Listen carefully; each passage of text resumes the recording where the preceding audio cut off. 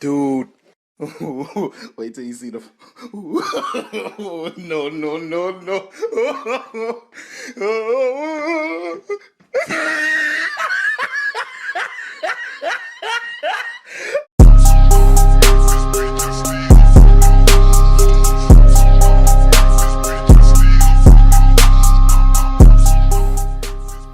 I'll tell you what happened, but I can't say it direct. There's a book to me that encapsulates my entire experience before I left the show. And the book is called Pimp. It's written by a guy named Iceberg Slim. Yeah, bring it up here. This is Matthew. Matthew was from France. He's white. And yet, he has an original copy of this book written by a black American who was a pimp in the 40s. Iceberg Slim, his real name was Robert Beck. He got the name Iceberg because he was in a bar in Chicago and there was a shootout in the bar and a bullet went to this nigga's hat and he still finished his drink. Pimps love shit like that. They said, man, you ice cold. And he said, I like that. And it stuck. This book is so heavy in the front. It has a glossary of pimp terms because the ideas are so foreign to the American ears. For instance, do you know what the phrase mileage on a hoe means?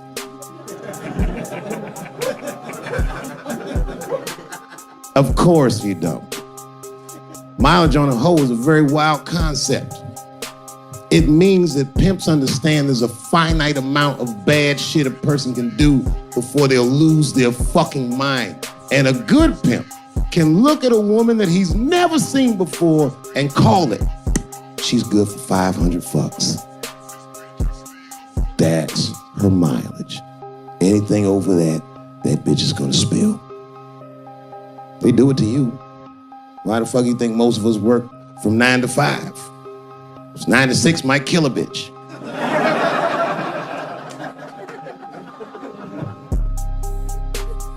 Iceberg Slim was the one that broke down what a bottom bitch was. Does anyone know what a bottom bitch is? Anyone? What's a bottom bitch, sir? It's your prostitute that's the best out of all of them, that brings in the most money. That's right. That's exactly right. Are you black? That's right. A bottom bitch is a pimp's #1 hoe. She's even a bitch that helps him keep the other bitches in line. I will repeat. She's even a bitch that helps him keep the other bitches in line. The pimp was McDonald's and the bottom bitches was French fries. The rest of them bitches like fish sandwiches, cherry pies, and shit like that. Iceberg Slim breaks down some of the coldest capitalist concepts I've ever heard in my life.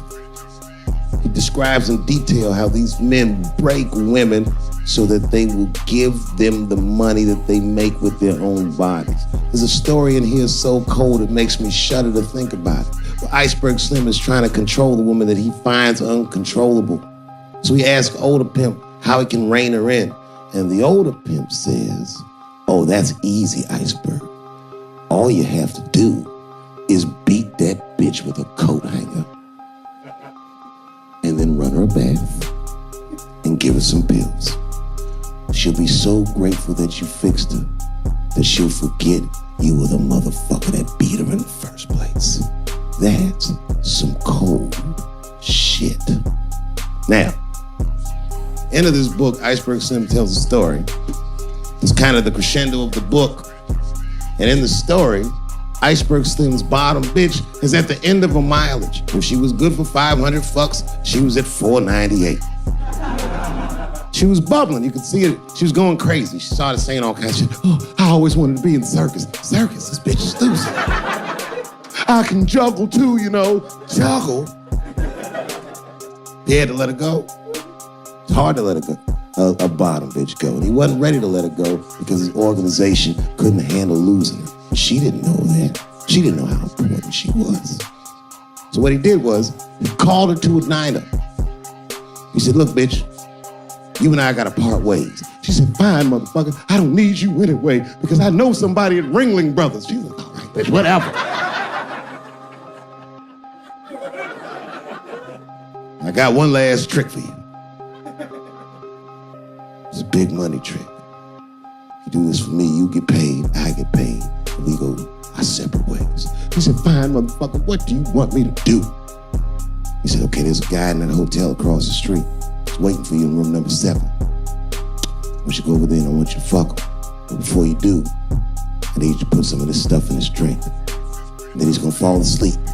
When he does, there's a briefcase on his bed. Bring the briefcase to me. That's the trick, bitch. Can you handle it? She said, fuck yeah, I can handle it. And I can't wait to get rid of you. She ran outside, jumped on a unicycle, and pedaled across the street. An Iceberg watched her. He was like, man, she's pretty good. Man, if I never jerked off in her face, maybe she would have been in the circus right now.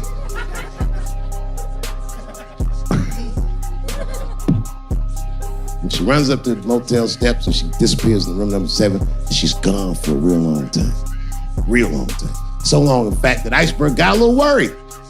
But then, suddenly, she came back. He said, what's going on, bitch? Where's the briefcase? She said, I didn't get it, Daddy. He said, what do you mean you didn't get the briefcase, bitch? What's wrong with you? She said, oh, I did everything you said, but that man don't look right. Something wrong, Daddy. He said, what do you mean something's wrong, bitch? Did you put that stuff in his drink? She said, I did everything you said, Daddy. I put all of it in his drink. He said, wait a minute, bitch. Wait a minute. You put all of it in his drink? Now he had to see for himself. So the two of them go across the street to the motel and they go into room number 7. And on the bed, laying lifelessly, is the white man that she was supposed to fuck. And Iceberg said, you right, bitch, she don't look good. What the fuck? So he called a friend of his that was a doctor that was close by. And the doctor came in, gave the guy a thorough examination and told them both what was obvious. Slim, this motherfucker is dead. Oh God, Daddy, oh no. Oh no, we killed him. He said, calm down, bitch. We didn't do anything. You killed this motherfucker. And then he reached under the bed and he grabbed the briefcase, he popped it open. It was filled with money. More money than any of them had ever seen. And Iceberg took a little bit of the money and gave it to the doctor, and the doctor left discreetly. All right, bitch, let me think. I can fix this for you. I know somebody I can call. But if I call him, I'm gonna hold these motherfuckers a big favor. Oh, God, Daddy, please. I don't want to go to jail. Neither do I, bitch, so will you shut up? She picked up the phone. She heard him mumbling in the phone a little bit. He hung up the phone, and she was pacing the room, and he was just standing there cool, and they were waiting, and suddenly, a van pulled up downstairs. 2 guys get out with carpet. They walk upstairs. They roll that carpet out on the floor. They throw the body in the carpet. They roll that motherfucker up like a burrito. They pick that shit up and they throw it in the back of the van. They come back up and Iceberg opens the briefcase again and gives them a little money. He says, I'll get in touch with you guys later. They say, you're not gonna get in touch with us at all. We'll find you. He said, whatever, nigga. And they bounced. Oh, God, Daddy, oh, God. He says, relax, bitch. Listen, we're getting the fuck out of here. You go downstairs, you get the car. We gotta leave separately. She went, she got the car. Iceberg grabbed that briefcase, waited a few minutes, looked out the window, and then he went down with her. They both got in the car, and they drove off. She was a blubbering mess. Oh, you did all this shit. He said, I told you, bitch, we didn't do anything. You killed a motherfucker, and I cleaned him up. Now we got us a secret, okay? I know I'm not gonna tell, bitch. It's you? She said, oh, no, I ain't gonna tell. He said, all right, baby, go. I'm gonna need you to stay with me for a while till this shit cools down. She goes, okay. That's the game. That's how the whole shit works, ladies. You understand?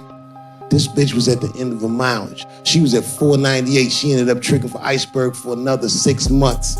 She must have turned another 200 tricks for him. You understand? Some cold shit. And the cold shit about it is that the dead guy on the bed wasn't even dead at all. This motherfucker was just a friend of Iceberg's acting like he's asleep. The doctor wasn't a doctor, it was a motherfucking butcher that happened to have a white coat. And the dudes who came in the moving van clothes was dressed like movers because they were movers. Iceberg had gotten a new apartment. And the bag of money was Iceberg's money in the first place. The money he got from all those women. That's a cold game.